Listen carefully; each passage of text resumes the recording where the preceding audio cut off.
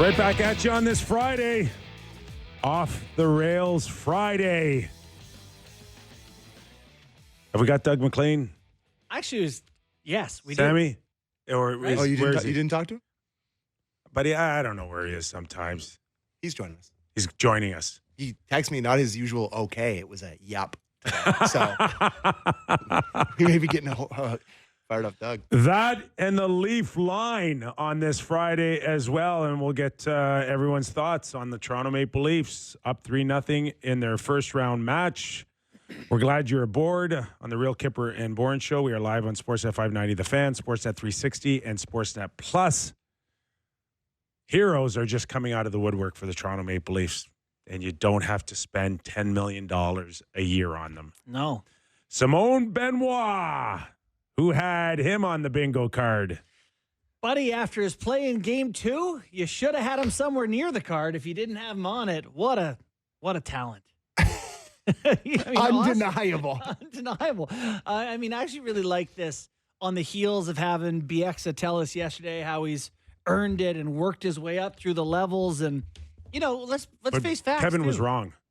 Really? About what? He's a top 4 defenseman now. Oh, you called He's him. not a 6. He's a 4. I see. How many? Yeah, he played 19 minutes last night. He ain't playing like a 6. No, he played more than Carlo. And they're last not using him like a 6. No. That's a fair point. They, it's very interesting, though. They're not using anyone like a 6. Toronto Maple Leafs, through 3 games, all of their D are averaging between 18:30 and 21:30. Roughly, 21:32 or whatever. So within a 3-minute range for all 6 guys. Last year, Morgan Riley played 24:50 per game in the first round. Well, they only played 1 round.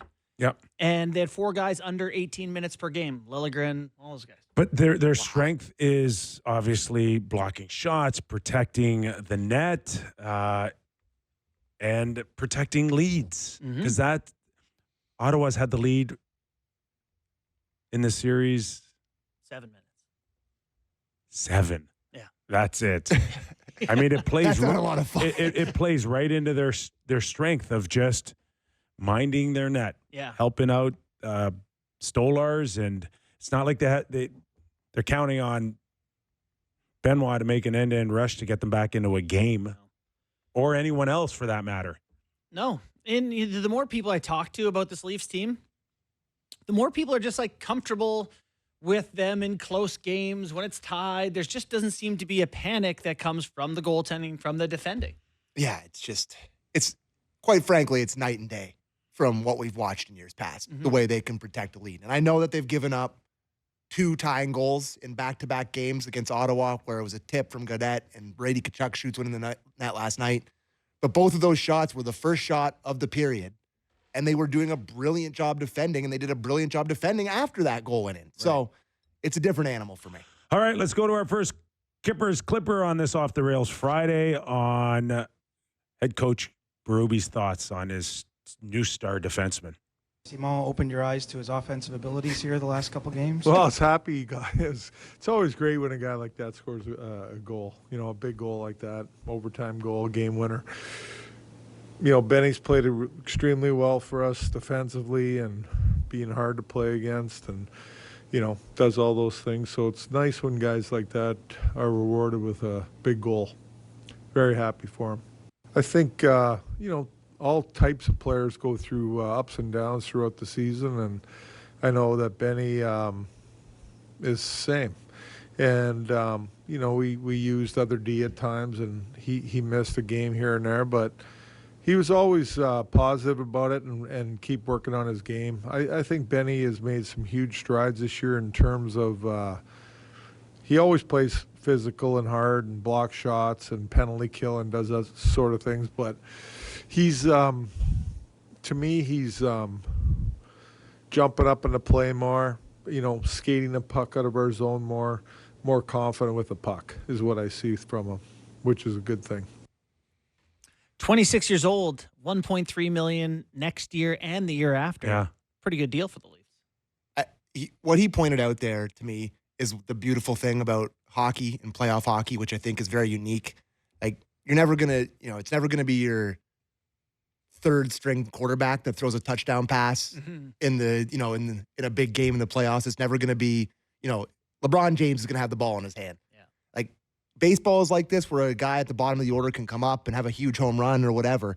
But hockey, in these playoff games, in these overtime games, the unlikely heroes, it's such a great legacy of these unlikely heroes. Like, I mean, the Corey Cross thing is unbelievable.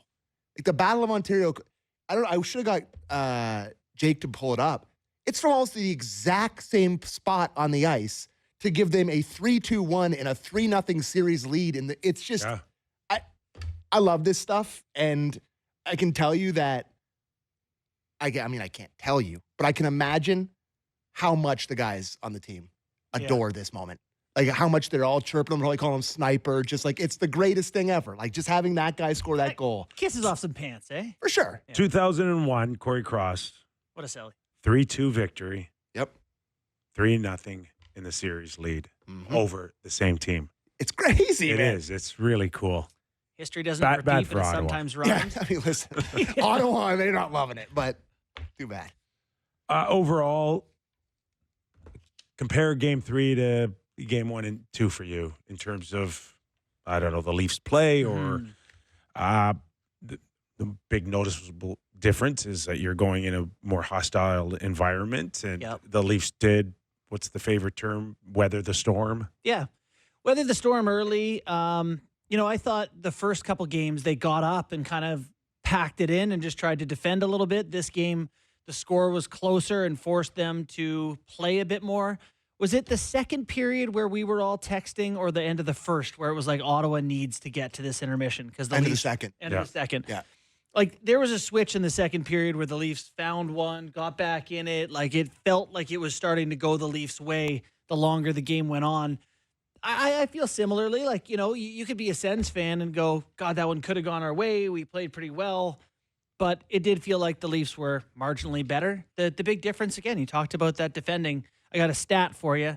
The Leafs are first in playoffs with 123 deflections from Stathletes and first in the NHL in D-zone deflections, getting sticks in lanes. Wow. It matches the eye test. Yeah. We can pick apart a lot of things that you're not quite happy with. I just don't recall ever seeing a hockey club, especially here in Toronto, play so solid between the dots in the middle of the ice and very seldom getting caught. Yeah. Very seldom out of position. There's so many times that they've been on the wrong side of the puck over the last few years. And for the first 3 of these hockey games, man, you can't play the right way. You can't find a handful of them in the first 3 games. It does feel like it's just they have a lineup they can trust. And I wrote about this today, but like even all their forwards play over 10 minutes. In the final 5 minutes, score tied. All 4 lines got 2 shifts. Like they're throwing all these guys out of the boards, and just depending where the faceoff is, it's D-zone starts for Lawton and it's O-zone starts for Domi and so on. But yeah, there's a lot of trust. It is something about, clearly there's depth and there's different types of players. But the coaching philosophy to me feels like, instead of years past where they're coaching to win 1 round, it feels like they're coaching to go on a run here, where they're not overusing anybody. And they're keeping it within, like you said, 18 and 21 between those 2 numbers. That is just such a difference. Like, think about in years past, like what would have, if under Sheldon Keefe, what is Marner and Matthews playing that game last night? 25 minutes? Yeah. And it's just, they're not. I know. I know but it is kind of hard to compare this first round to others past, because the level of Tampa and Florida over the last few years, much different than what we're experiencing with the Ottawa Senators. Boston wasn't very good last year. That was by far the worst version of the Boston Bruins that the Leafs have ever played against, and it still looked the exact same way. So, like, I don't know. I just think it's a pretty stark difference in look I had Boston with this coach. A lot better and more experienced still last year. No question. Than what we're seeing out of Ottawa. What are you seeing out of Ottawa? A team that is learning and a team that isn't quite ready for prime time, and 2 out of 3 in overtime. Yeah, you could sit there and say probably couple of bounces might have gone the other way. They actually, in game 2 and game 3, they actually had good looks, and Stolarz is there. Yeah. And that's also the biggest difference is one guy's Stolarz and the other one's 850, 860 save percentage in the first 3 games. I don't know what Allmark is, but it's not that pretty. Mm-hmm. I would disagree that they had a lot of good looks last night. I didn't think No, they I'm had not saying much. they had looks though. Yeah, They had looks. I mean, the one look they had in the third period went in. Like they didn't have a sniff Up other than until that. Up and like 8:15. yeah, Oh, even worse. my God. What did I Just say? got unwell. 850? Yeah. 8:15. 815. 815. 815 in 3 games. 391. I mean, you don't have to go much And our- further than that to know what has not gone well for But, Ottawa. part of that, too, is the type of chances the D allows. The Leafs were able to generate some high-quality chances when they needed to. So it is, I said this last night, but, this is the reward for winning the Atlantic Division. Yes, for sure. We said that all year long, that, they needed to, a month ago, they were in second place in the Atlantic. Yeah. And this could be a very different first round. And they need to put him away Saturday night. Yeah. Like they don't need to go 5. No. So you hope that they understand that, and they gotta believe there's no breathing room at 3-0 right now. Yeah. I got him at Great for them the rest of the week. Win Saturday night. Bad for our show next week. I got him at, and someone can correct me on this if I'm wrong, it's either 1-10 or 1-11 in games where a win would move them to the next round, going back to the start of the Matthews-Marner era. So they had opportunities to move on against Montreal 3 times. They're bad. Okay. The numbers are very, very bad. They're bad. So my point being, you don't need to play games 5, 6, and 7 and injuries and risk and who knows. You just need to lay it on the line one night like it's a game 7. All right, let's get Craig Berube's thoughts on the overview of what he saw in game 3. Tonight yeah, we played well. I mean, they came hard in the first 10 minutes. I thought that, we were under pressure, but we did little things right and defended pretty well and, did what we had to do to manage it. And then I thought we got going in the first. Second period was full of penalties a little bit. We got a little bit caught on that side of things, and we had to kill and it kind of disrupted the flow. Third period was really good. We gave up 2 shots in the third period. I know one of them went in, but it was a very good period with our forecheck and our hound and our, puck battles and our smothering forecheck. I thought we did a good job with that. I really liked our third period a lot. Yeah, that all checks out. I was curious if we want to go to the opposite coach and get his view on the overview, what he saw. We have several from him as well. Do you want to do that at the same time? Travis Green. All right, clip 1, Green. Well, there's not much I'm going to say to them right now that's going to help or make them feel any better. It's disheartening, to say the least. I thought both teams played a hell of a game. Sometimes playoff hockey comes down to little inches or bounces, and we were on the wrong end of it tonight. Jeez. Yeah. Yeah, that's he's feeling as bad as his players. Yeah. That wasn't great. Well, I mean, I didn't mind it. I mean, it's fine. It's just that I think it is context for how they're feeling. Yeah. Disheartened. For sure. So, I don't know. Did you guys want to give credence to the story that came out from warm-up? yeah, I think it's important. I think because, I don't know, you guys said, I didn't even know what was out there. I think my good buddy Darren Drager reported on a warm-up incident last night that the league was investigating, and my first thought was, Okay. did Ottawa poison the water bottles? Did they deflate the warm-up pucks? What could this be? This is huge. I was pretty concerned. I thought the Leafs were going to have to void their win the way he reported that. I was like, oh my God, what is happening? I thought something substantial had happened. It was like, this is going to be what now with this Toronto Maple Leafs team? The guy flicked a puck at their goalie. Oh my God. Buddy, this is like This I expect to be huge news on the GTHL parent chat line. Right? That's a big story. 100%. That's a big My son story. is being bullied. That's the exact tone. Okay. That is the exact tone. You nailed it. But this is the NHL. And, this is where, though, it gets to be a little slippery for the league, is that you cannot, you got to draw a hard line. Sure. You do. You have to Hey, draw you a can't hard do line. You just, there's no room to completely shrug it off either. No, you can't lightly shoot pucks at other players in warm-up. No. That's not allowed. No. And I can tell you Zapruder. that Oh, my God. every year, okay, the National Hockey League, Who even saw that?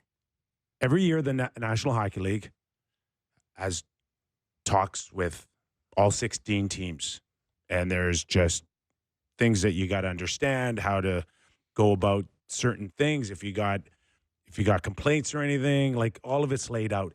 And one of the things that's laid out is warm-ups. Okay? We're not playing these games any longer. This is not the 70s or the 80s where you dress Stretch on the Reeves. red and look the other way. No, or you dress Reeves just for warm-up. Yeah. Okay? Those days are over. Did you guys watch the video I sent you today? The old school, the straight up brawl and warm ups when there was no refs out there Oh, between yeah. the Habs and Flyers. Oh, yeah. But it used to be a gong show.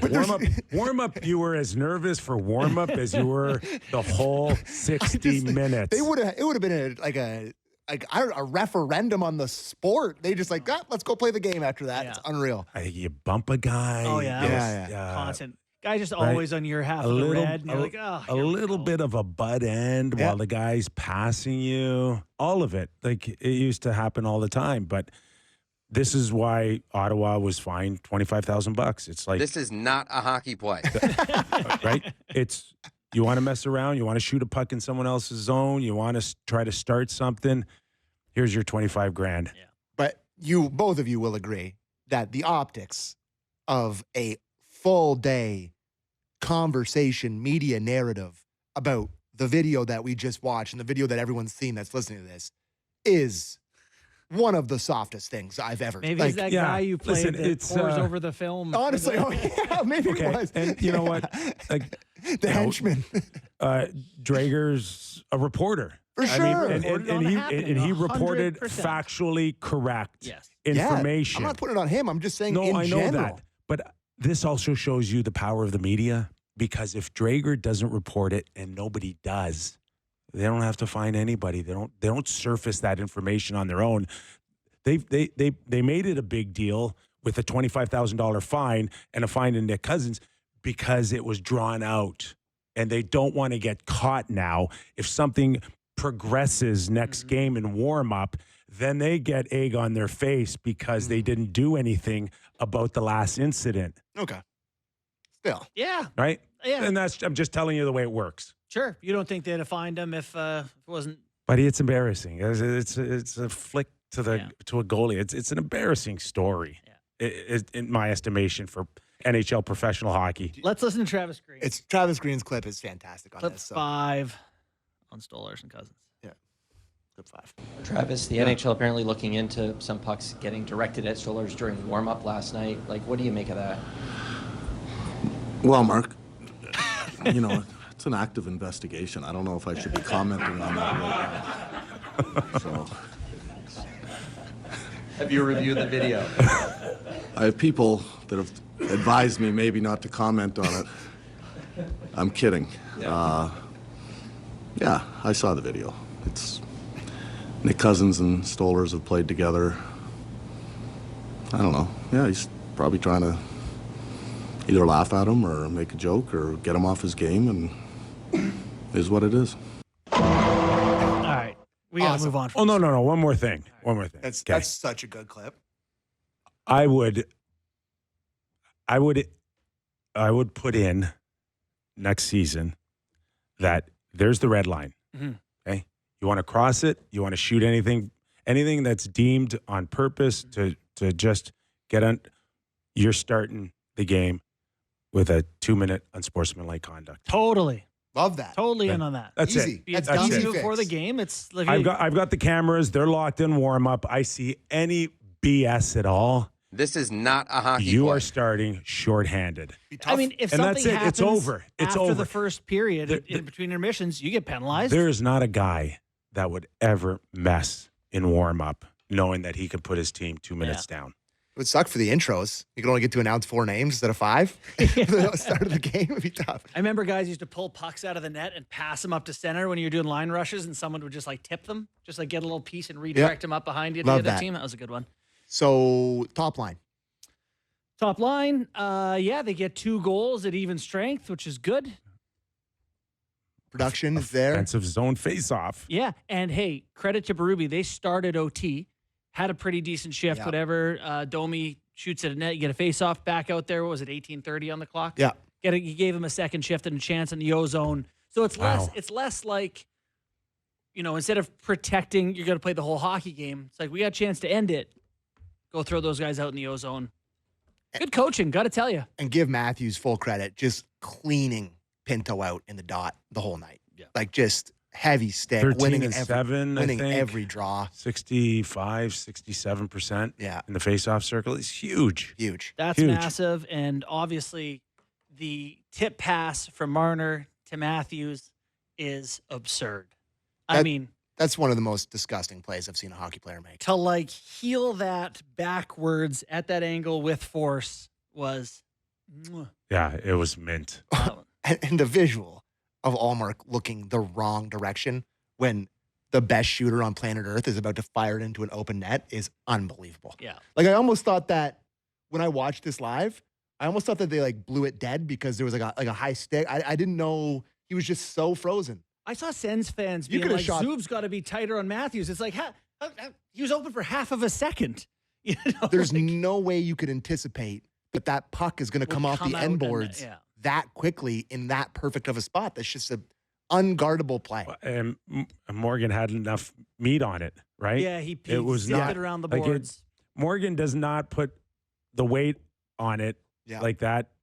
Great point. It's difficult for Marner to push it off like that. But you know what? That I was still part of a think it great was- shift. They No, had. no, I Pretty know that. difficult. I know. I'm just spreading the love around a little Yeah. bit, but I don't know how many guys in the world can make that pass. Not many. A handful at best. That was pretty nasty. So, yeah, they took care of business. I don't know what, like, their underlying numbers were or anything like that, but Max Pacioretty. Oh, yeah. Pacioretty, good one. What'd you think about the lineup change? And I thought the third it line worked was well. so much better. I thought physical, heavy, ozone time. I thought McMahon looked more engaged. I just thought it was a line you could use. 5-on-5, it was pretty obvious. And you? Yeah, no, heavy, Yeah. finished checks. Yeah, everybody pushed hard last night for the Leafs. Do you want to play the Berube clip on Pacioretty? It's a short but sweet one. Yeah, let's Play, go. Clip 8, please, Derek. I thought he was excellent. I loved his physicality, skated well, made some nice plays that line. You know, they had a couple opportunities. I thought he was really good for us. I love that player. I love the guy. I thought it was just such a feel in the game. The first shift he has, he just immediately puts someone on the ice. Like the first shift, the first Paulo, too. Yeah, like, their there was, like, biggest D. 3 seconds into his first shift in 75 days, and he puts someone down immediately, and you're like, oh yeah, Nick Robertson's just not doing that. Yeah. And it's a big, heavy game, and he said he wanted a big, veteran old guy in there, and he got what he wanted. So credit to him. Don't change the lineup. No way. Don't change the lineup. No way. I can't even find a Maybe- spot to put Camp in. Maybe one suggestion. What's that? Saturday night, Don't say a wall. Joseph Wall. No way. No way. You're That'd be You are so out. disrespectful. You are that out would of- be you're so you're up disrespectful. 3-0. my God. No. Listen, Oh my! I can't even. it's okay. I'm plugging It's my all ears. right. It's just a thought. It's just Murmis. a thought. At 3-0, you want to keep Joseph Wall in the mix here. Your Stolars, you want to protect him a little bit too. I don't know. Is he 100% healthy? Has he tweaked anything? Like, Are you suggesting he did, Kipper? I am suggesting Good Lord. that Good if Lord. you want to ride this guy for the next month and a half, 2 months, it's worth a thought. It's worth a thought, and I'm not shooting down the thought. But, win game 4, and he's going to have a week off. I'll put the bullets in my gun to shoot down the thought. All right. Okay. Listen. I got to be honest with you, Kipper. I'm not saying I The would. thing is, they were a tandem all year, and Wall's a 9-10 guy. I'm not saying. It's I'm not saying. But like, can I just say that if you put Wall in, and he is fantastic as well, and they close out in 4 games, it's a good feeling. It's a good feeling for everybody knowing that you got 2 good goalies, and if anything happens to Stahls in the next round or the 3rd round, Wall's right there, my friend. Full disclosure, I went because we're doing lease line in the next. I had a call from Matt in Toronto about this very take. Yeah. And I was like, that is the most absurd thing. I would not put it in there. I couldn't even entertain that. After the Leaf history and their inability to close out a series, I'm not saying for me it's a gimme decision. Yeah. But at 3-0 and you want to keep that guy in the mix a little bit, it's worth a thought. Yeah. Okay. All right. And I feel the same way about Kampf. He's not going to cost you a game if you want to get him in before the next round, but how much are you counting your chickens if you're starting to make decisions like that? Yeah, that's a decision where you're like, we've got this in the bag. Yeah. And I disagree. It's not it's not. It doesn't make you a worse team putting Kampf listen, in for I had Mike Richter and Glenn Healy. Oh, and they were fantastic. And at no time did we ever feel throughout that season that if Glenn Healy played, we weren't going to win. Right. That's all. And I think they got a little bit of Stolarz and Joseph Wall going right now that you don't want to just disregard Joseph Wall. No. But I think if you were the coach, you wouldn't do it. Okay. I wouldn't. Sam's baffled. I wouldn't dream of it. So before, we got only time for another minute or two. We got tons of clip on being down 3-0 on what you want to see from Saturday night. Do you want to hear? I actually think, because I think a huge storyline going into Saturday night, and it's already kind of started with the Sens, and I'll talk to you too about this, is the 0-3 thing. Brady, we can play Brady's clip about it, but they're already kind of alluding to it. Giroux's talking about it when they did it with the Flyers when they came back. They're already starting to kind of plant those seeds. So I think Killer Instinct will be a big talking point over the day tomorrow, kind of leading into the game. Killer Instinct. And Berube had a really good clip on it. So clip 7 on Killer Instinct, please. Well, you can learn and apply it. I think that, most athletes and veteran athletes have it. They understand. But again, all we could do is, understand what you need to do every shift as a player. And, the battling and the competitiveness that you need and the puck play, the smart puck play and all those types of things. That's the process that you need to focus on. The killer instinct will take care of itself. You do things right. But it's going to boil down to competitiveness and battles. It really is. That team battles over there. They're competitive. They got a lot of good players. So we got to really make sure that we're focused on competing, battling, structure, and just, understand our process throughout the game. Puck battle win percentage in game 3, 60.4% for Toronto to 39. Yeah, and I think the guys on Hockey Night did a 50-50 kind of scenario. Mm-hmm.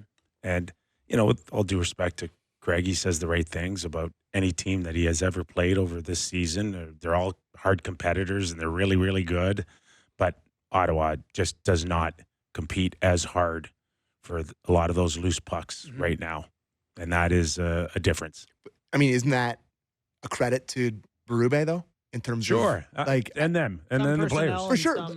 We've seen some of this personnel not do that in years past. So I think you do have to give him exactly. I think you have to give him a lot of credit for just how hard they are playing. I think as you're seeing them have success, it breeds buy-in, right? Guys are more inclined to believe this works. Yeah. Oh, this works when we keep it simple. This works when we just battle. Mm-hmm. and you get better and tougher to play as you go. We should go for Leafs line. Well, we got a couple more clips here. But the Leafs line is so good. And it's brought to us by Freed. Can we please? And it's Friday, and JB doesn't want to work that hard. Can we please play Simone Benoit's clip on his goal? Simone, is that the biggest goal you've ever scored in your life?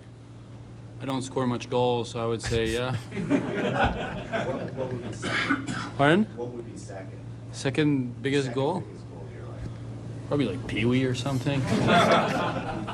I think a shocking celebration from him.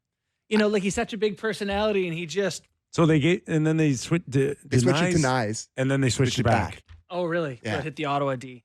I mean, if I'm Nyes, I'm running to the scorekeeper being like, I didn't get a touch on that. Yeah. Like You already got a freebie in the game. yeah, like I'm not trying to take that away from him. Yeah. It's unbelievable. 25 years from now, we'll remember him like we remember Corey Cross. Absolutely. Absolutely. And just what a personality, right? Like this guy is. How do we easy I Corey Cross, to by the root way? for. By that goal. Obviously, like I remember that goal. You just need a moment. Yeah, you just need one. I guess the last clip we could play, because we kind of talked about the 3-0 stuff. Did you want to hear Brady talking about the being down 3-0? I think our fans would. Okay, let's play it. Let's being down 3-0. Back-to-back games. It's a one-shot game. Yeah, I mean, it obviously isn't the situation we drew up, but make it the hardest challenge of them all. So, I mean, I've been saying this a lot. It's not too long ago I watched the Red Sox versus Yankees documentary when they came back from 0-3. So it's been done before, and I have the belief that it can happen again. You're not the Well, it's almost like you had that one tucked away, right? Yeah. Brady's not healthy, huh? I tell you what, I was very impressed with him coming back and playing as hard as he did and scoring that goal. Yeah. Like when we saw him kind of limp off a little bit, Hip flexor, groin. it was, and then he left the bench. Yeah. I was almost convinced he's not coming back. Well, me too, because you can't shoot that up. There's nothing to like. Like he's hopping. Yeah. If And it's, he's down. He's grimacing. He's got all the looks of I'm done. He's hunched over on the bench. that's not great. And so we've seen from the Kachucks, they don't go away. They want to be a part of it. They're leaders, all that stuff. But I can't imagine he's going to be 100% on Saturday night. Nope, no way. All right, we can go to break now. Did you get to the Leafs line? Whew. All right. Leafs are up 3-0, boys. Never thought I'd see the day. Never thought I'd see it. Truly. Okay. Truly. Have some more confidence. Why? They won the division. What confidence have they ever given me to be sitting here? It's not the same team. So, yeah, Okay, it is. I all mean, right. they're still wearing blue and white, right? But if they go to a conference final, you ain't going to make it. Conference final, you have Florida next. Yeah. Next to things. Are you giving Florida the championship or the series win over them, Tampa Bay? I am. No. Here's the Oh, that's still got meat on Well, the once bone. Hagel gets a 9-year suspension for murdering Barkov. Can I just say the hush tones thing quickly before we go to break? Yeah. That's kind of the stick in the mud of this whole situation is who's probably going to be waiting for them in the next round. All right. Okay. Stop it. Okay. Hey, I'm done. Stay in the present, Sammy. I'm done. Live in the moment. Live in the moment. Hope some of your calls can live in the moment. Oh, they're great. All right. Leaf line when we return to the Real Kyper and Bourne Show. Welcome back to the program. Leaf Hour edition. Toronto Maple Leafs looking to close out the Ottawa Senators Saturday night. In the meantime, let's get your thoughts. Followers, watchers, listeners. Love that. Your mic is not working. But I'm going to take this opportunity to tell Kyper that a guy named Blades Brown shot 61 on the Corn Ferry Tour today. He's 17 years old, and his name is Blades Brown. 61. Let me put the That's calls just in not here. right. Not right. Blades Brown is the greatest sports name maybe ever. That is an all-time Blades Brown. handle. Blades Brown. 17. You know, I'm doing a lot That's here. so cool. I forgot to put the calls in here. Give me 2 seconds, please. All right, do you want me to do the read? No, talk amongst yourselves. It's all good. Hi, Kip. I had a friend of mine tell me that, well, no, he didn't tell me. through our wives that he also got to spend a night in the cabin and play Augusta the other day. I can't take it anymore. Who? Well, it doesn't matter who. I mean, it kind of does. Well, it's my friend, not yours. Well, then I'd be like, Sammy's always looking to leverage. no, but like, No. How have you not done this? I'm working on it. All right. The Leafs line is brought to you by Muskoka Bay Resort, a top 10 ranked Canadian course, part of the Freed Golf Network, fellas. And before we get into the calls, this is in relation to a call that we had early, maybe like the first or second Leaf line we ever did. Yep. Ben from St. John's, who called in and talked about his getting engaged when he went down south. Remember that, Kyper? Yeah, I do, for sure.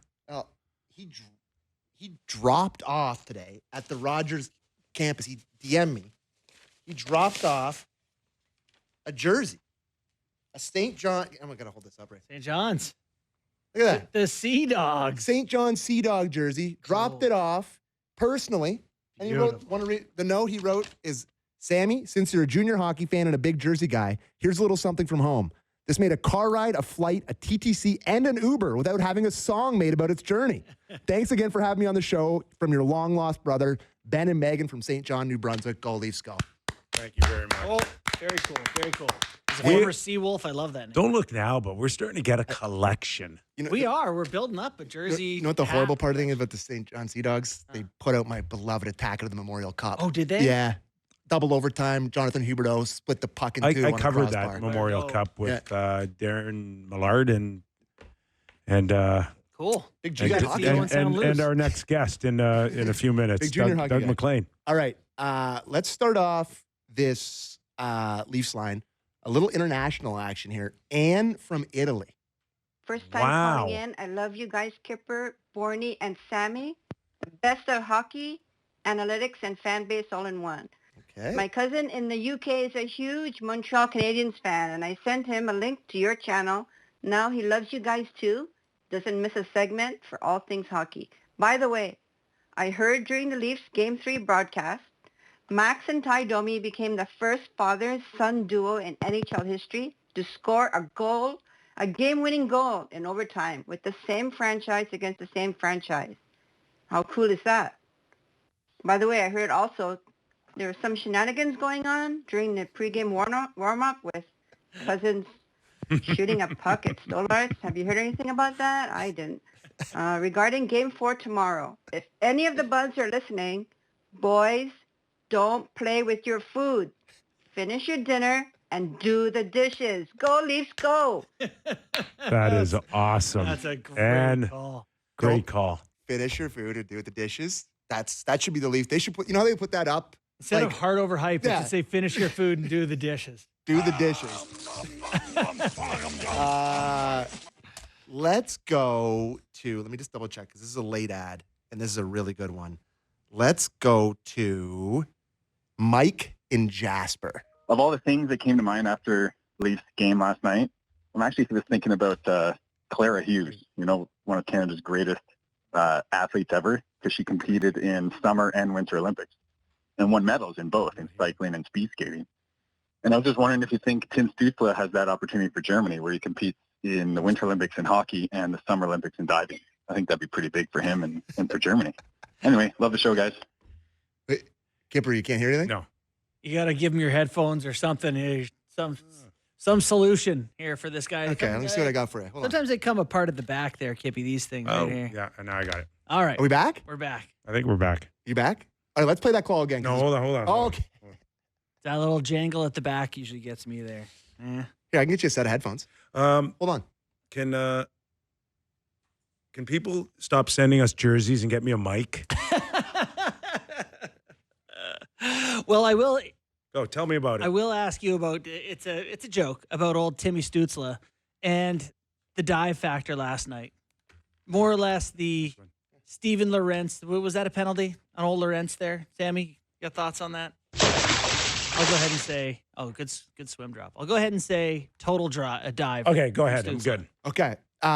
Let's play that call again because it's very good. Mike and Jasper. Of all the things that came to mind after Leafs game last night, I'm actually just thinking about Clara Hughes, one of Canada's greatest athletes ever, because she competed in Summer and Winter Olympics and won medals in both, in cycling and speed skating. And I was just wondering if you think Tim Stützle has that opportunity for Germany, where he competes in the Winter Olympics in hockey and the Summer Olympics in diving. I think that'd be pretty big for him and for Germany. Anyway, love the show, guys.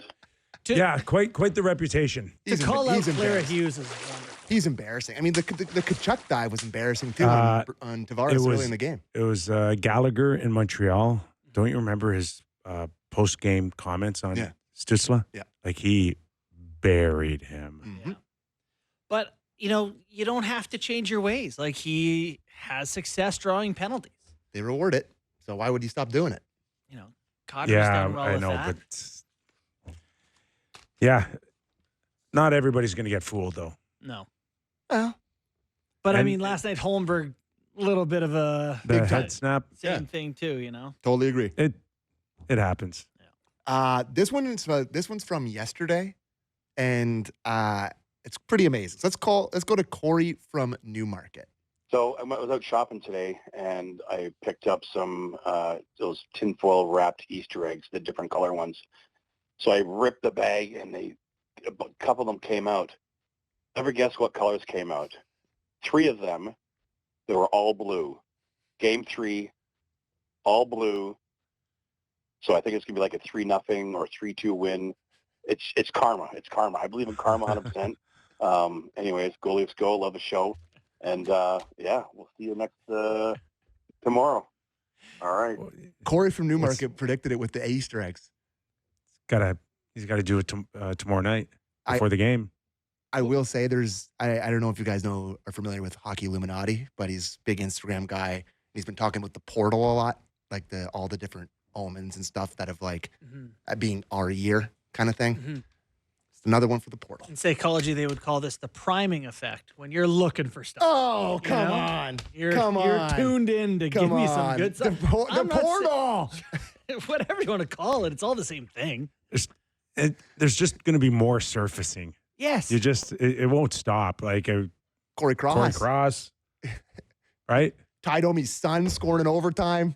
What else do you need? A cup. Yeah. Oh. Yeah. I see. Okay. Let's go to Curtis in Guelph. Just on the landscape job, hauling some barrows today. A little extra jump in my step after that win last night. But when that goal was scored, I was really noticing, I wasn't excited. I wasn't cheering. I was just waiting to see what challenge might be made. And I think the camera crew was doing the same thing. It kept showing fans looking up at the Jumbotron, trying to see a replay. Does that even count? And it's I don't know. Has this really gone too far to take the excitement out of the game? I know we want to get things right. But I feel like it's kind of sucked a bit of life out of the game. Regardless, it was awesome. And as a Leafs fan, I hesitate to say this, but in the spirit of the milkman himself, Simone Benoit, milk comes in Canada, I think we got this in the bag. Love that. So, what's the reference to milk? Oh, Simone Benoit loves milk, so they called him the milkman. That's right. Yeah. Well, you know who was the original milkman? Doug Gilmour. No. Carl Malone? No. No, he's the mailman. No. Now this is where I age. Oh, okay. Claire Alexander was the milkman for the Toronto Maple Leafs. Is that right? The first one I can remember. It's all full circle. Did they win the cup that year? I think he got out of the first round. All right. I hope. But you remember the Gilmour ads? Oh yeah, the That's painted the legs. Yeah, that's what I thought you meant. Yes. Yeah. The reason I played that call is because I have the same feeling. Well, the NFL is like this for me, where every play that happens downfield, there's a shot, completion. It's like, okay, do we get to celebrate or not? Does that count? Is it good? Did we get? He's right though. Yeah. There's an element that they've sucked out of an instant euphoria. For sure. But there was no way to take that one back. Immediately. I mean, Brady Tkachuk, you saw him look at the thing. You're just watching it go in. Yeah. Yeah. But no, I agree with that. So anyways, let's go to Jeremy in Meaford. Hey, Sam. Thought I'd call in and tell you guys I love the show. Keep up the great work. Thank you. Love watching the Leafs this year play under Berube. It's so refreshing. Good goaltending, good defense. I think it's actually different this year. I know, famous last words. Anywho, love the show. Sam, I'm trying to get the city of Bourne Sound to recognize your massive fame with a plaque at the Heritage Place Mall and the former location of the Wizards Castle Arcade. I know you spent a lot of time there. I'll let you know how it goes. Also, Borny, I'm sorry your house is falling apart this spring. I hope things turn around for you. Anyway, thanks, guys.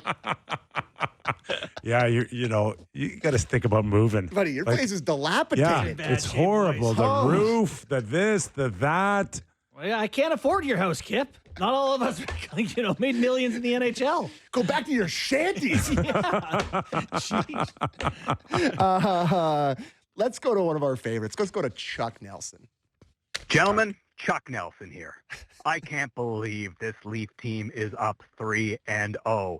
I am so happy. I feel really bad, though, for our friend Ian there in Jelly Belly, Ontario, the converted Senators fan. I mean, that guy's going to have bad dreams about Max Domi and Sabone Benoit over and over again. I don't even know why I'm calling them bad dreams. They're nightmares with that smile of Domi's. Anyways, I'm so happy. I don't think I've been this happy since probably before my children were born. Anyways, I'm really, really happy. 3-0. I got two more things to say. A, I hope that this call doesn't come back to bite me in the rear. And B, I really hope my children aren't listening. Anyways, I'm Chuck Nelson. You've seen my movies. I have a proposal. I think Chuck should do our ad reads. We should have him record them. He's got a great voice and energy for reads. And we'll just... I don't know if we can afford them. Yeah, you're probably Chuck right. Nelson here. Chuck Nelson. You know what I'm saying? We got this guy's built for it. Oh, my God. This one's short. Let's go to Nick in Sterling, Ontario. I just want to say the Leafs feel different this year, don't they? You know, when you turn 30 and the highs are less high and the lows are less low, you're just more mature. Very eager to hear your guys' thoughts. Have a great day. Cheers. It's been the theme all season long that it feels different in terms of style of play. Like if they can just slide this into a playoff scenario, Habits take time to break. you get a better chance at keeping games close and waiting for your opportunities opposed to forcing them. I guess my only question is, in your 30s, is your 30s where that thing started? I had some highs and lows, boy. Yeah. So who's the comedian that says in your 20s, you're like, let's go. I'll go anywhere. Nate Bargatze. Yeah, Nate. Yeah. And then in your 30s, it's like, where are we going? Yeah. What time are we coming back? I'm driving myself. Yes. We're taking separate cars. Very true. All right, that's it. Leaf Line was brought to you by Muskoka Bay Resort, a top 10 ranked Canadian course, part of the Freed Golf Network. And a reminder to golf fans out there, Sportsnet and Muskoka Bay Resort have come together with an amazing contest. Text the word Muskoka to 590-590 for your chance to golf at one of Canada's top 10 ranked courses with a night in an incredible 3-bedroom villa for you and 3 friends. Just text the word Muskoka to 590-590 for your chance to win, and visit sportsnet.ca/590 contest for more details. Standard message and data rates may apply. 590 Muskoka. Great job on the Leaf Line. A lot of people enjoying the moment so far. 3-0 that they're up. Yeah. Although, listen, I think emotionally, Leaf fans get to enjoy a first round success rate more than other teams because they've been far and few. But I also think this has been different in that they haven't chased games, so it hasn't felt like the crushing weight of it all falling apart. It's been a rather enjoyable series if you're a Leafs fan. You've either been up or tied and OT winners. It's been a more comfortable feel. Yeah. Instead of being stressed out. What do we do now? Just win Saturday. Please. Plenty of stress. Please win. Please win on Still Saturday. coming on the show because we've got Doug MacLean, former NHL president, GM, head coach, and now, I don't know what he is. Beachgoer. Beachgoer. Our analyst. Mac, when we return on our national side.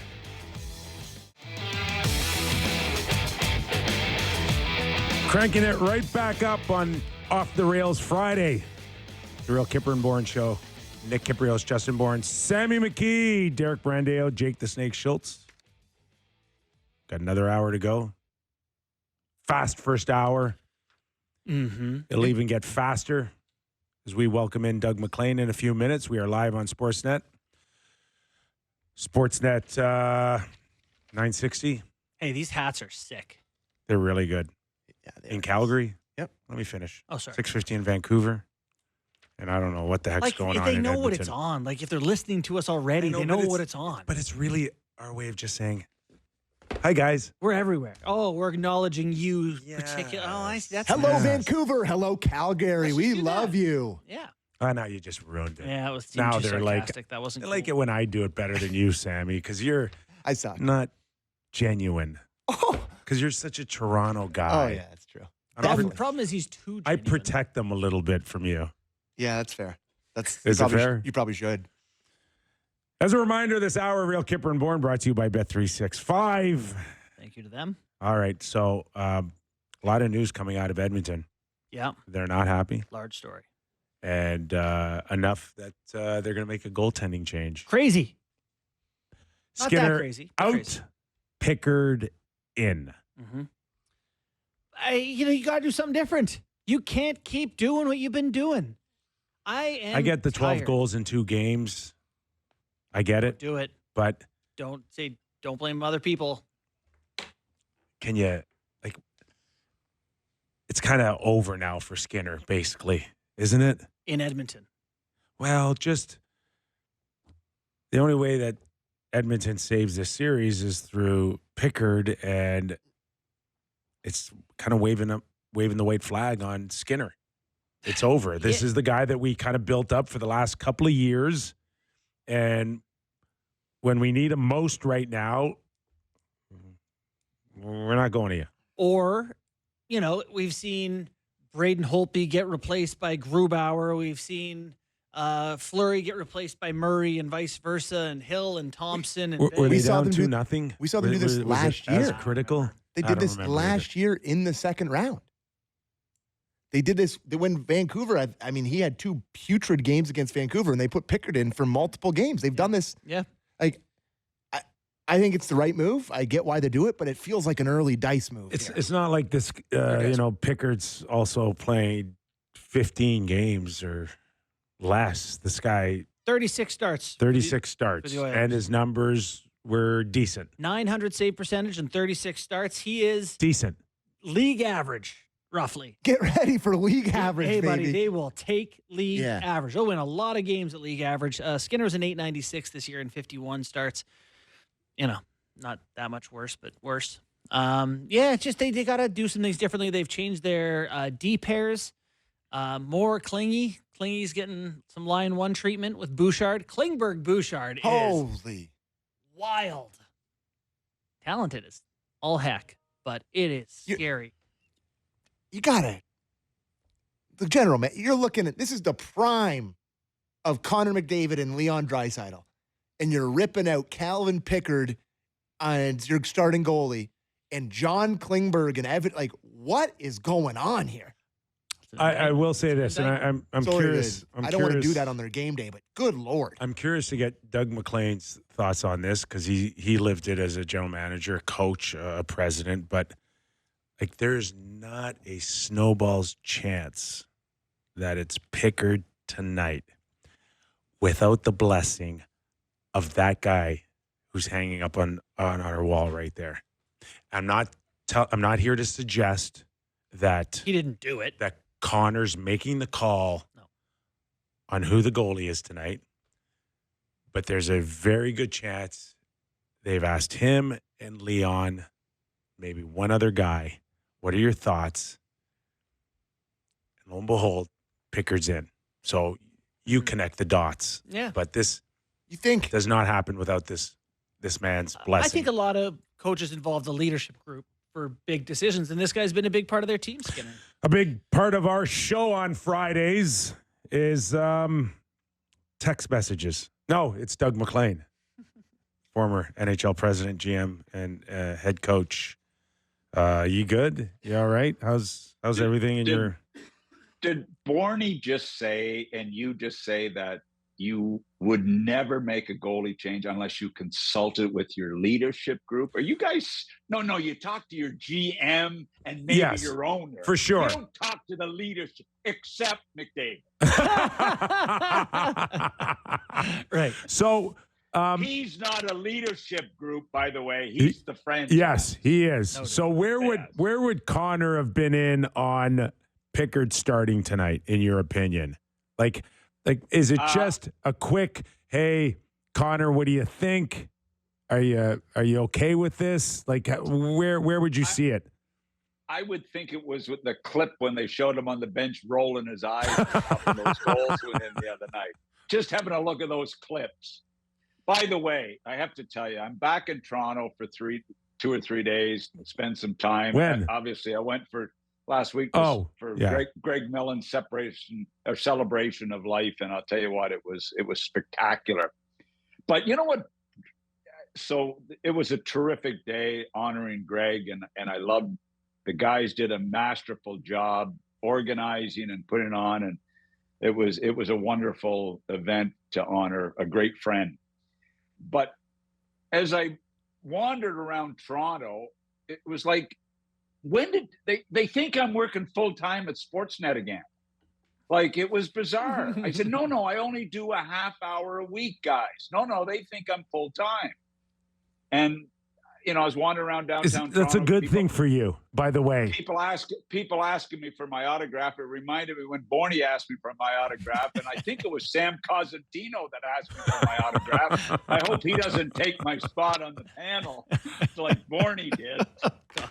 Anyway, we had a great. Thanks for the call while you were here. It's great to catch up. Yeah, well, you know what? By the time I go to Morton Steakhouse to a meeting that Kippy organized, I had to go there. I was pretty well tied up with Kippy's PR moves. Anyway, it was good. Can we get this back on the rails? Before we get into our meeting, and session here, I had coffee this morning with the Dead GM Society, Dale Talon, Ron Hextall, and myself at Starbucks here in Delray. And of course, Jeff Rimmer asks if he could come with us and join us so that he could be like he was interviewing us, because he doesn't interview anymore since he's been fired from Columbus or retired, whatever he did. So anyway, we had a great hockey session with those guys. It was spectacular, really, listening to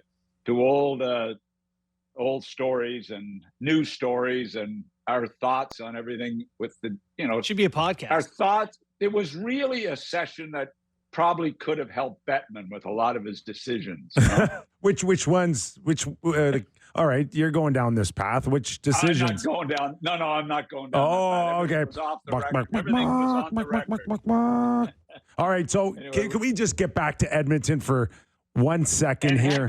By the way, Hexy told me to tell you he remembers you at Hershey's training camp, and he said to say hello. There was really no Hershey's training camp. It was the Philadelphia Flyer training camp. Okay. And Hexy never made it down there when I was there. He was too good.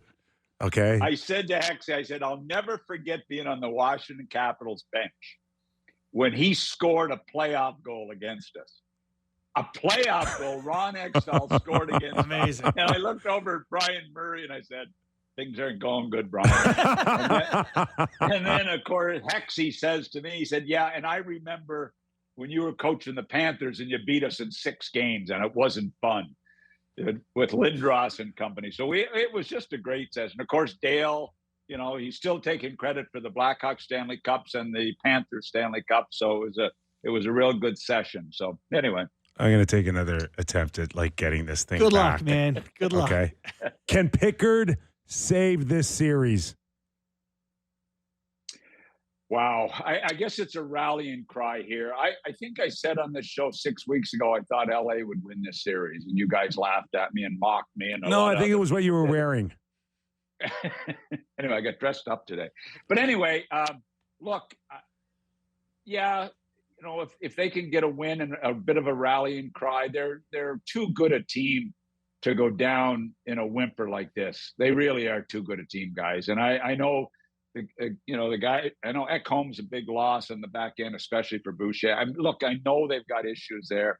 They're thin up front. It's the same problems they've had for 2, 3, 4 years, and yet they went to the Stanley Cup Finals. I would never underestimate Connor McDavid and Draisaitl, and Pickard may be the rallying cry they need. But you know what? LA is a good team. They're a good team, and Kopitar is still a star. He's still a star, which is hard to believe that he's still that good. So it's not going to be an easy comeback for them, to say the least. So, just to set the stakes a little bit for the Oilers, what were to happen? And for the record, I think they're winning tonight.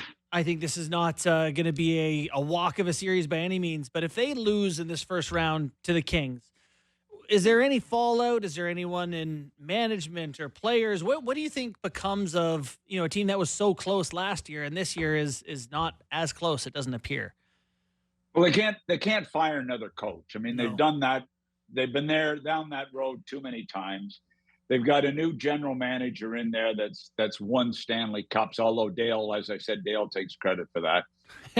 So I just, what do they do? Yeah. What do they do? Except the last thing you want to do if the series ends in that vein, you don't want to run into the owner for a while. I'll tell you that. As a new management team, Jeff Jackson will be under the gun next year like you can't believe. People were raving what they did in the offseason. I thought it was not Arvidsson, Skinner. Guys, are you kidding me? That's the best they could come up with. It was not pretty. What they did with losing those two kids to St. Louis was devastating. That was devastating, guys. And we shook it off when it happened. Tough to match. They could have probably matched one of them at least. But I'll tell you what, it changed St. Louis's team, and it really, really hurt the Oilers. So they're in tough right now. I really believe they are. Connor McDavid is eligible to sign a new contract July 1st.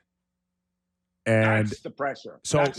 So again, if by chance they go down 3-0 and they find a way to lose this series, money will not be an object to sign him, right? No. So does bowing out early here jeopardize anything for you in your mind on the future of Connor McDavid in Edmonton based on what he has gone through in the last week and a half, 2 weeks here? Connor McDavid is a little bit like Sid Crosby going through Pittsburgh, except there's one thing missing. Yeah, two things missing. Three things missing. Mario Lemieux was there as a guiding force, number one. That was one thing that was missing in Edmonton. I think it opens up a whole can of worms that he's going to have to step back and say, I'm this deep into my career. I haven't won the way other superstars. I mean, even Ovi won in Washington, guys. Even Ovi won in Washington, and it took him a while, but he came through, and look what he's accomplished in his career. Sid, look what he's accomplished. McDavid's the next one. And it's not pretty if they bow out in the first round. I still think it's going to be a long series, but it will not be pretty for the Oilers to try to get this guy redone. Anything else on Edmonton? No, I'm good. All right, let's go around the some of the other Canadian series. Talk about the Montreal Canadiens down 2-0 as well, but a pleasant surprise to be here. They've been close with Washington. Interesting at the end of the game, needing a goal. Laine sat on the bench. I don't know if you saw that. They decided he wasn't quite worthy. What are your thoughts on where the Habs are and where they're going? Well, look, you're happy to make the playoffs, and they did battle through it. Laine has become a real, what do you call him? Enigma for me. He really has. I mean, this guy lets more people down at important times, whether it's in Winnipeg, whether it's in Columbus, whether it's in Montreal. He always becomes a bit of a problem. And I feel bad for him. But enough already. Mm-hmm. This is too important. Do we have to talk about that series? Like, seriously. Okay. I really don't want to talk about that series. I want to talk about Ottawa. Okay. And Toronto. That's what I want to talk about. We try to avoid that here. You guys talk about that in the next half hour if you want, but I don't really, I'm not interested. Tell me about Ottawa, Doug. Okay. I'm disappointed they're down 3-0, to say the least. I mean, but how do you win a round with a 840 save percentage from your goaltender? No, what is it? How did 815? 840. 815? Yeah. 840? I mean, seriously, guys. I mean, Benoit said it himself. He hasn't scored a goal since Pee Wee, and he gets the winner in overtime. I mean, come on. I mean, what is going on? Mac, they didn't play. I'm giving Toronto full marks. Ottawa are not ready to win. Look how long it took Toronto to get over the hump to win. even a first round. And the way that Toronto are playing Ottawa have no chance, in my opinion. They've been close games, but they're just not ready to win. They made the playoffs, a great year. They've got a good, solid base, but they're not playing desperate enough for me. When you move in it, when you make the playoffs and then you get into the playoffs, Nick, you've been there. You know how the level changes. It is a whole new game, and they're not ready to take that step, in my opinion, yet. And I really like lots of things about their team. I like lots of things about the organization, but they did not show me anywhere close to enough desperation last night to win that game. Am I wrong on that? No. Is that how you guys saw it? Well, we were saying the stats, Doug. I know you love the analytics. Puck battle wins. The Leafs were over 60% and have been, I think, all 3 games in the series. How is the ice tilt? It's actually heavily in Ottawa's favor. Puck has been the Leafs' end a lot. That's what I thought. Yeah. I thought that, but that's why I asked. But look, I agree. I just think there's so many good things. I'm telling you, who I've been impressed with is Marner. I mean, that play he made last night. This guy is on a mission. He has been for the last month or two. The play he made last night is I don't know if I've ever seen a play that good in a critical playoff game in ever. I don't know if I've ever seen a play that well. And, Matthews puts it home, but Marner's on a mission to not let this team lose. And with everything he's been through, with his lack of playoff success, with Matthews' lack of playoff success, I'm enjoying watching them get some success. I really am. And like I said, with the tariffs on the Stanley Cup, they may win it. Mac, with the US. with another win Saturday night, being able to kind of watch out what happens next out of Florida, out of Tampa Bay, and the Panthers, are with another win, are the Leafs ready now to give a much bigger fight if Florida can win 2 more games? Well, you know what's going to be the interesting thing is what's Barkov's status? Is he going to play? Barkov, the little bit I know of Barkov, this guy doesn't like to play unless he's 100% healthy. So if he has to play banged up, it could really affect his game. And we know how important I know Tkachuk is very important, Bobrovsky, but Barkov is really the guy that makes this team go along with Tkachuk. If he's not healthy, I think they can play with the Panthers. I really do think they can play with the Panthers. I remember months ago saying I was impressed with Benoit because he brought some bite to the back end, and then he really dropped off and struggled. But how impressive has this kid been? I know he made the 2 big Paul Coffey rush and the big play last night, but listen, this guy's been an important guy in that back end for meanness and grit and some bite back there. So I think they can play with the Panthers. I really do.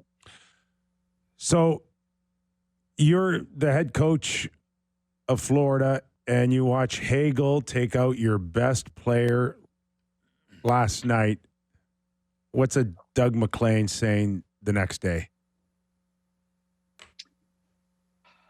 I remember saying on the bench one time when Tutu was running around in Nashville, just running around. I was on the bench and I was losing my marbles. And I said, would somebody break his wrist?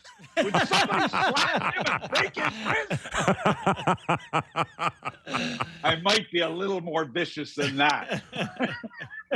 And the guys are looking at me like I was crazy on the bench. Okay, so like Tutu was running around trying to hurt me. And I'm like, okay, come on. Somebody's got to, Anyway. There's a hearing going on. I'm not even sure if it's happened, but they're under the clock here because they play tomorrow at 1 p.m. for Game 3 here. So what has to happen here? This is just not a late hit on just another player. We are talking about the heart and soul. Player doesn't matter, though, right? Oh, no. Look, big time it matters. You're getting soft. In my opinion. Tell me what you think. I think you're getting soft. I thought it was a late hit. I know the puck wasn't there. I mean, it's playoff hockey. It's vicious. It's I mean, what is that? Seriously? I mean, is it one game? It I'm can't asking. be more than one game. I'm asking. I don't think he should get a game for it. I think he should get a fine. Ooh. Can you give him a fine? I'm sorry. I didn't think it was. I don't think it was anywhere as bad as you guys thought it was. Mac, I'm sorry. I don't. The issue here now is This is not teams, rec hockey. Other teams. Rec hockey's played at 11 o'clock at night in the rinks up I'm in telling you Toronto right area. now, if I played today, I'd go, Oh, that's a fine? no, I'd go, okay, so if I can just time a little late hit and hit their best player. Is it a blindside hit? No, I'll try my best to mirror Hagel's hit on the other team's best player. I I'll watched take Billy that Lindsay trade. and I will take I that watched trade Billy all day Lindsay long. And I watched Billy Lindsay and Fitzgerald do that in every game. In every game we played in the playoffs. Yeah. Every game. And Eddie Jovanovski. I watched it every night. I'm sorry. I know it's a little dirty. I get that. But this is the playoffs, guys. I know, Come but that's on. also 30 years ago. Okay. I guess you're right. But I'm thinking, hold on, like think about bunting on Chernak. Like he gets suspended 2 games for that or something, and then 3 games, and then Chernak doesn't play again that whole series. Huge advantage for the Leafs and well worth it. If you can get away with that hit on Barkov for just a fine, whew, green light. Is Barkov playing next game? Do we know? Don't know. I would call it highly unlikely. So what do you think he's got? Concussion. What did they? I don't know. I think What? a concussion. Was there a headshot there? I didn't see a headshot. I don't think it's a headshot, but I think his head might have hit the ice or the boards or something. Listen, at the end of the day, you took out their heart and soul franchise player. And I know Barkov's not McDavid, but think about if Not that McDavid different took to that that hit. team, yeah. Think Okay, about if tell me- McDavid took that hit. Out of the league. Okay, what if it was Lorenz that took that hit? What's the suspension? Great question. Different. What's But the it shouldn't suspension? be, Tell me right? that. No. It shouldn't be. It shouldn't be, but it what if is. it's a fo- But it what if is.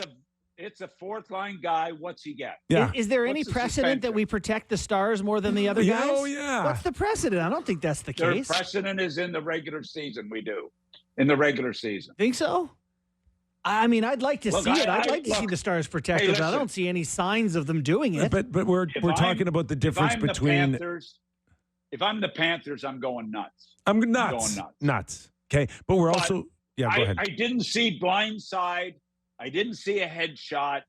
I saw A late puck. hit. A late hit. late hit with no puck. That's what I saw. And a player that But was what do you unsuspecting of a want hit. Hagel to do? He should have bear hugged him. I guess he should have bear hugged him. He I should don't have know. not hit him. It's just a player that No, could be the Hagel- difference between Hagel- winning a third Hagel Stanley Cup is- and not. Hagel is or a second Stanley Cup. Western. Hagel's a Western League kid that means business at playoff time. Hagel rules. Oh yeah. Hagel. Yeah. He's a player. If- no doubt about I'm it. Listen, sorry. I want him on my and you team. know what, Nick? Yeah. You'll probably be right. You'll probably be right. And if I'm the Panthers, I'm losing my marbles. But I just didn't see enough Think for a about major suspension. think about I the didn't. optics if Barkov doesn't come back the rest of the series and Hagel scores the game-winning goal in Game 6. Right? The Fulton Reed from Mighty Ducks, well worth it. Comment. Like you almost what was it, Boston and Vancouver I was- where Listen. Nathan Horton, Yeah. right? Didn't he? I was Didn't Here he? in Rome on Who'd he someone? hit? Who'd he hit? Rome. Rome hit Horton.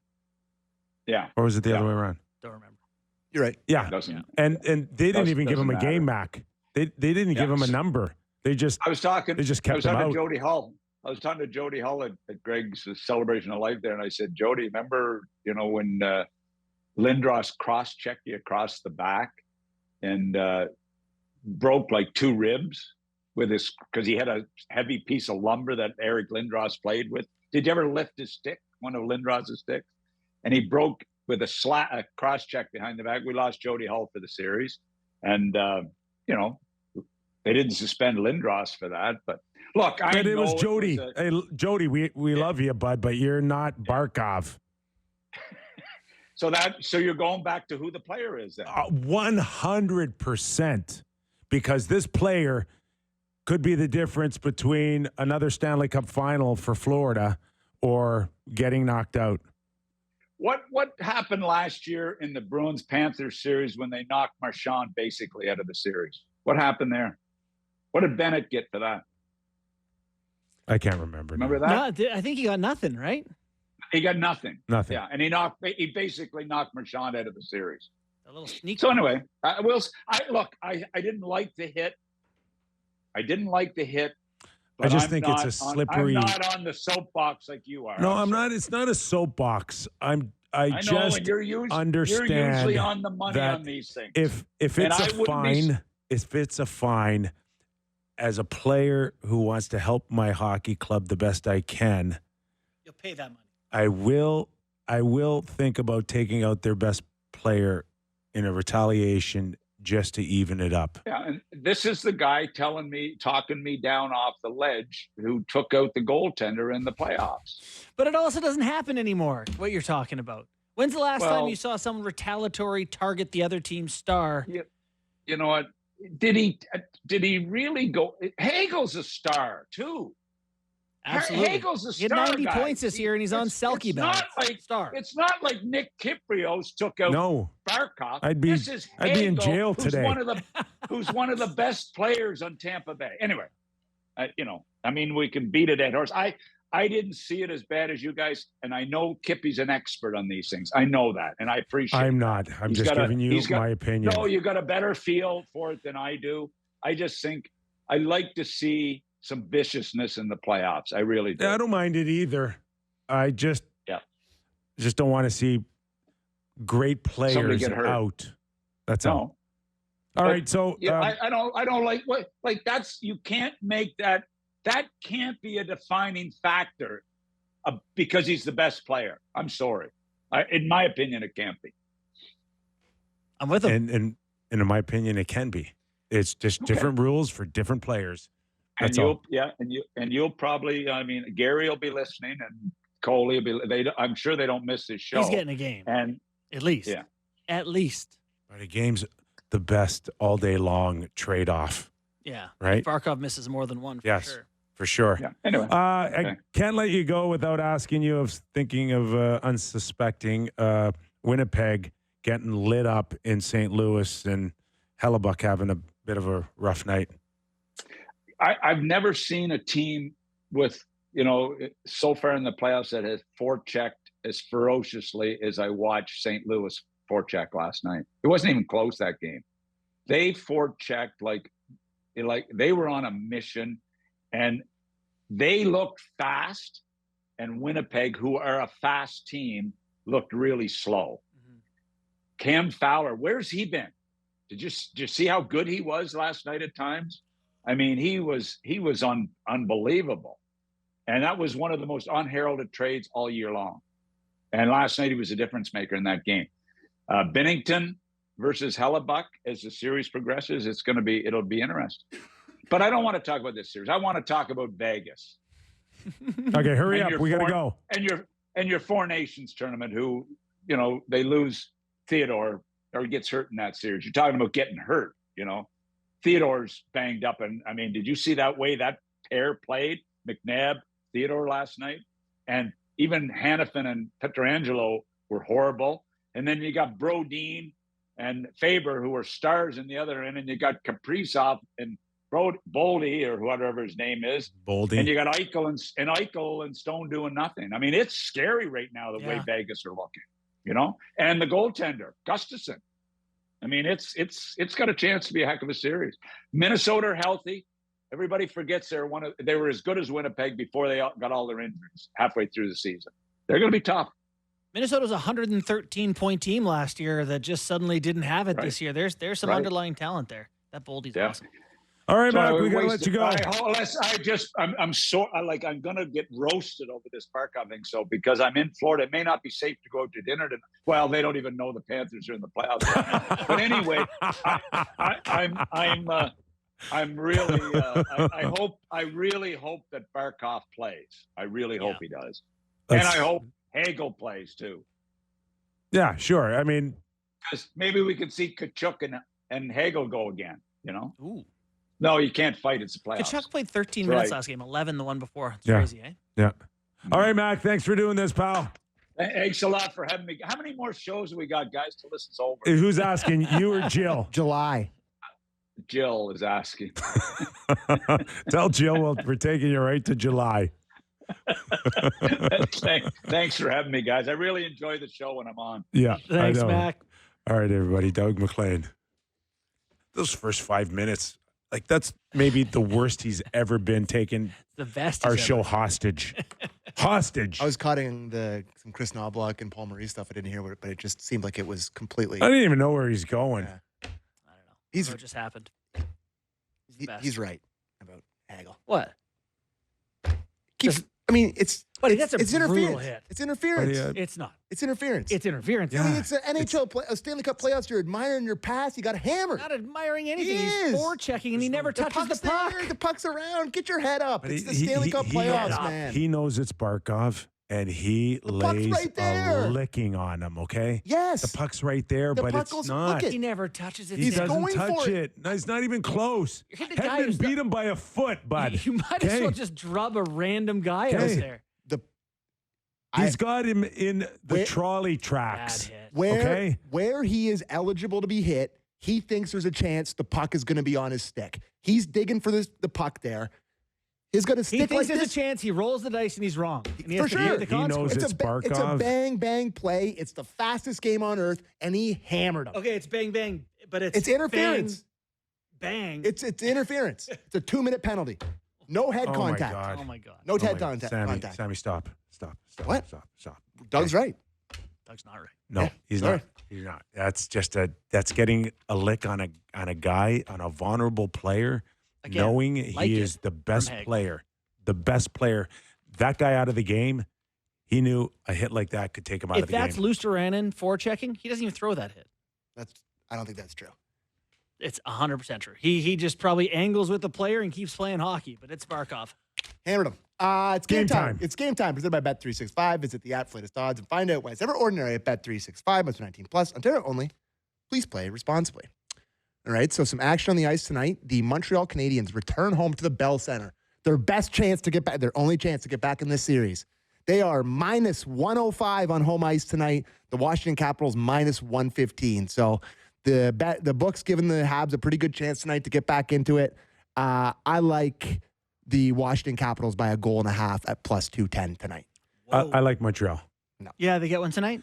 They do not. I think that there were signs enough out of Washington that they could make them nervous.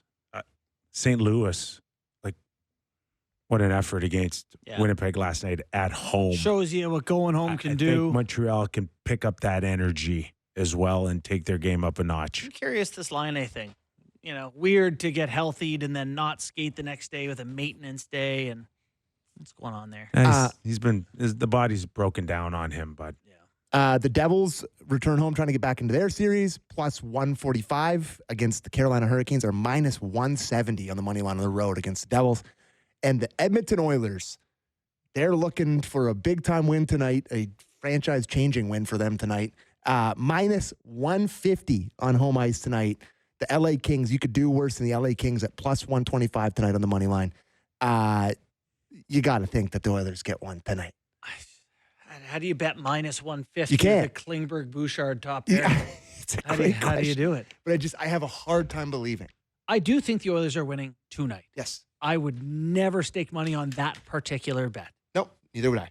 And anyways, that was game time presented by Bet365. Visit the app for latest odds and find out why it's ever ordinary at Bet365. Must be 19 plus. Ontario only. Please play responsibly. All right, let's take a quick break and we'll get into some news and notes and also some of your text messages as well. Sammy, you got any? 590? We'll see if they come in. All right, more. When Real Kyper and Bourne continues. Welcome back to the program. As a reminder, this hour of Real Kyper and Bourne brought to you by Bet365. Nick Kypreos, Justin Bourne, Sammy McKee. You know, who just wanted a 2-minute penalty so this for is perfect. interference on Because Hagel. 2 minutes. Listen, I say a ton of stuff on this show, and you never care. Are you friends with Barkov? Are you is there a relationship? Sammy, what there? are you talking about with this one? I'm getting a million texts. You've never been more wrong Sammy, on listen. a tape. At the end of the day, let's cut to the chase here. Okay. Oh, if it was Matthews, you'd be so mad. Yeah, probably. I'm a fan. Listen, and you only speak of a fan. Yeah. But we're a little bit more objective. Sure. But I'm not. I don't hate Barkov. I don't hate Hagel. Your thought process only stems from one thing. Your vision of watching the Leafs play Florida in the next round without Barkov. It does come not. clean. Loves the hit. Sammy loves the hit. Clean. Oh no, come they're clean. captain. All right, that's it. That's all you're about right now. You can yell at me and make it seem I'm like not that. Yelling. I'm not yelling. Just hey, listen. I thought I'd have a lot more respect right now if you just said, "Yeah, you're right." I mean, it helps, but I don't That's not what It helps. I guess I just love violent hockey, and I thought the puck was around there, and he had his head down. Nobody loves violent hockey yes, more it is. than me. He's down, right? Looking for the puck. I He got just hammered. don't think that you want to set the precedent now of guys. Who doesn't want to sit? The league loves it. targeting Every highlight best thing I see players. is the fights at the Four Nations, guys getting hammered. They love this stuff. This is what they want. They want hatred. Yes, but but they want good players in the games too, and you can't eliminate one of the game's best. You can't target other teams' best players. It's a wonderful trade-off if Hagel gets a game and you've knocked Barkov out of the series. I mean, I think Barkov will play. Yeah, doctor now. At some point. We've got one. His name's Jason Doctor? Smith. We don't need another doctor. If he's out for Scarborough's the, own. I don't know. Listen, we're not going to agree, so we can yell at each other some more if you want. But No. All right. Let's do I think we covered it. I got so many texts. I can't keep up. All of them agreeing with me, by the way. It's a 'Cause split. you're in charge. It's a split. There's lots of people saying I'm an absolute idiot. Lots of people saying that they agree. It's a good topic. Do you want me to read the ones that agree? Let's hear. Okay. No, I don't. Okay. Hey, Kyper, Bourne and Sammy. Connor McDavid is 28, 10 years into his career, basically halfway through, and no cup. How worried are you that he will be the best player in the history of the game to not win a cup? To me, those offer sheets for Holloway and Broberg feel like they shifted us into another dimension. With those guys, I feel like the Oilers get it done. P.S. The Leafs are looking good, Sammy. It's not about how worried we are. It's how worried Connor is. That's all that matters. And I would think that going out in 4 or 5 or even 6 games right now would be a reflection situation starting the moment you get knocked out right to the end of the summer on what am I doing here? Because how many prime years does he have left? Here's what I think. Connor McDavid has earned $82,430,945 so far. That's pretty good. And he's on track to make another 25 over the next couple seasons, 12 and a half next year and the remainder of this year, whatever. If you're a guy like that and you are the best player in the league and you are dead set on winning a cup, what stops you from doing like LeBron James has done and some guys later in their careers and just signing 1-year contracts every year? That's not happening. What stops you? Just the loss of potential money if you get hurt? Well, what would stop you is the Edmonton Oilers would have to pull a Calgary Flames. Where What does that mean? It means that you can't have him on just a 1-year deal next year, and or what though? He has the cards, Kip. and he walks. You got to You trade let him walk because he doesn't. You got to trade him. You got to trade him. He's not going to want to stay and bury 1 year at a time. One on with a 1-year team- option. on a team that you don't believe that can win now. Okay, it's not about 1 or 2 year deals. A guy like that, a guy like Sidney Crosby, it's irrelevant what's left on his contract or what he has or doesn't have on his contract. It's irrelevant. It only works for everybody else. 'Cause he can leave whenever he wants to these leave. guys can dictate. Yeah. He can go back up. And Matthew Tkachuk did it in Calgary. Mhm. I'm not resigning. Yeah. So you want to play out 1 more year? I'll stay here. But at least Matthew Tkachuk had the cojones to go back up to Calgary and say, this is my intentions. It's not will you stay? Will you not stay? It's not Tavares and the Islanders. It's not even Mitch Marner now with the Leafs, where you don't get a definitive answer. Matthew gave them a definitive answer in Calgary. But I think you can be definitive and say, I want to be here in Edmonton and I want to win here in Edmonton. As long as we're competitive, I'm going to be here. But give me a 2-year deal? Who's guaranteed? I don't think he's interested in that. I don't. At this point, he doesn't have another 2 years to waste. It's whether or not you believe. But he may believe in the short term, and let's see it. I want to make sure that we're still in the mix. If this guy needs another 6 months to decide, it's going to be mayhem in Edmonton if this guy plays out next year. I actually think it kind of matters how far the series goes. And I hate to even be having this conversation. There's a 2-0. Yeah, it's 2-0. They can easily No. This is a conversation that's real. People may not like to hear it, but it's real. Yeah. Okay. And those are the stakes. Whether you're ownership, whether you're management, whether you're a season ticket holder, this conversation is real. And it's happening behind the scenes. But I do think it's influenced greatly by Leon signing and staying. Because I don't think Leon signs and stays without going to Connor. You're going to sign and stay, right? No. I don't believe that for 1 second. You don't think they had those conversations? Of course they've had those conversations. I don't believe for 1 second that if Connor doesn't believe that this team can win a cup in the next few years, that he's willing to stay because he told Leon that we're in this together. Don't buy that. I appreciate relationships, but Leon in 15 or 20 years could go that way, and Connor's going that way, and Connor doesn't have a cup. There's tough questions too with like legacy stuff, right? Like, you know, I feel for John Tavares and the way the Islanders thing played out, and I'm not saying he handled it right. You know, there could have been better ways to handle it, but he was a good captain and a good player for the New York Islanders for 9 years and mattered to the community, good off the ice, and he burned it all down. He's persona non grata around there. And if Connor says he wants to leave at some point, does that affect what he's done in Edmonton, which is far greater and far more than Tavares ever did for Long Island? I know. Oh, they'll be sour. They'll feel ripped off. And I think part of definitely depends on destination. Part of the math, though, for him is how you need to preserve that reputation and that the years you had there. There was and will have, I think. By the way, I don't think he's going anywhere. There was up until even Tavares, you could get away with pretending you were going to stay when you really weren't going to stay, and then you could leave. And there used to be like this acceptance, but now it's kind of gone. And maybe Matthew Tkachuk kind of sped that up, but fan bases really feel ripped off if you're giving us the impression you want to stay, but you never really wanted to stay. Let us trade you at least. It got really, really sour for fan bases now. It will, no question, and Tavares is going through that with the Islanders. They feel ripped off. And that's at stake with Marner in Toronto. Not that he's said he wanted, this or that or whatever, but it all plays into the legacies and reputations. At the end of the day, they're doing what they feel is right for themselves and their families, and they're entitled to that. But it doesn't diminish the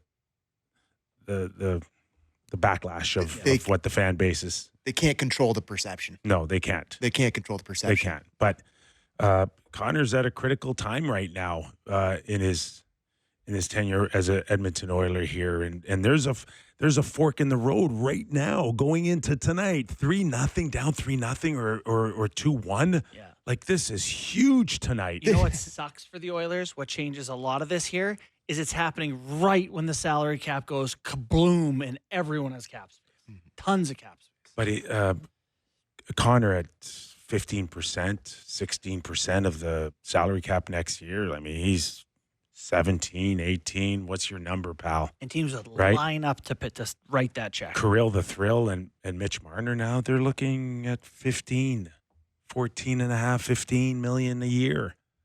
The numbers have changed. Yeah. Big game tonight for the Oilers. And I would their say so. top pair is Klingberg and Evan Bouchard with Calvin Pickard between the pipes. Which I just, Catch the Oilers fever, baby. What's so hard is you look at the Leafs and all their failings in the past in the playoffs, and all of a sudden they get Brandon Carlo and Chris Tanev on the back end, and they lock it down on D and defend like crazy, get a few more saves, and all of a sudden everyone's like, Marner and Matthews, really? Look at them. They're doing great. Yep. It's like, kind of looked like this a lot of the time. Yeah, they're just getting production. They're getting help from the back end. Yeah. So it was a little less about how they stunk this time of year and maybe how they built a better team around them. They are definitely better supported to suddenly look like they have taken a step individually when I don't know that there's anything that shows me they look better than they have. I mean, there's a ton of people on the text line that are clearly from Edmonton. And there's some 780 area codes texting and mad about this conversation because they think we're relating it to Toronto and him coming to. No, absolutely not. There's lots of really good destinations out there. It's not just Toronto. This is just about a guy ready to commit potentially July 8 more years, but it has to be in a program that he believes in that can help him get over that hump so he can be amongst the greatest players in the game that won a championship. He's one of the few guys that is playing for more than, it's like Tiger Woods isn't playing golf against people in tournaments all those years. He was playing Jack Nicklaus, right? Like, and that's Connor. It's like he's going to be a Mount Rushmore guy of this sport. He's playing historical legends for his place in that pantheon. It drops without a Stanley Cup, right? Whatever he's going to be remembered for, it has to be with a Stanley Cup championship. There's no way about it. Now, people like myself, even if he doesn't win one, will be like, he did his part. His points per game in the playoffs is through the roof. But he didn't. He's not a choker, an underperformer. But he couldn't win. Couldn't win a Stanley Cup. It's so hard in hockey if you don't have He couldn't lead. He couldn't lead to a Stanley Cup. But that's it. You got to have the horses around you. You know, you can't lead me, you, and Sam to a Stanley Cup. You got to have players. And that's what he knows. He knows that, and of course. So, moving forward, hey, Stan Bowman, Jeff Jackson, I believe in you. I believe that you're going to get me the guys. So let's stroke the contract right now. But he's got to believe, right? I mean, fantastic text. That was a 20-minute conversation. We have one text that we read. Sneak another one in. No, we got it. There's too many. I'm overwhelmed. There's 2 minutes. There's a minute left in the show. Okay. So want to talk about Dylan Larkin? Like, we got a Dylan Larkin question. What did he do? Well, he MF'd Stevie Yzerman at the podium last week. Yeah, but so we that's didn't it. do it by deadline. Yeah, that was a little weird. Yeah. Oh, I think the team was really disheartened that they didn't make a push. Well, they missed playoffs by another 2 points or something. Yeah, I know, but it's okay to feel that way. But going public against your president and general manager. Buddy, we're talking about McDavid. Dylan Larkin's 27 or something now. Yeah. He's been spinning his wheels in Detroit. He's frustrated too. Yeah. I just want to win. Oh no, I get it, man. Yeah. All right, give us a score tonight. Edmonton, LA. 2-1, 3-1? No, big 5-4, high big numbers. scoring, yeah. 9 goals, 10 goals. I think 5-3 Oil tonight. All I'm saying is McDavid 3 points minimum. That Kempy's turning into one of my favorite players too. Snaps it. Star in the league now. God, is he good? Yeah. All right, just like that. Fastest hour gone once again on our national program here. Have a great weekend, everybody. Enjoy the games, and we're back on Monday. If you get a chance, download us, give us a rating and review. And Nick Blackmore does the best of Real Kyper. Can you believe he can actually find the best of? It's over now, but have a great weekend, everybody.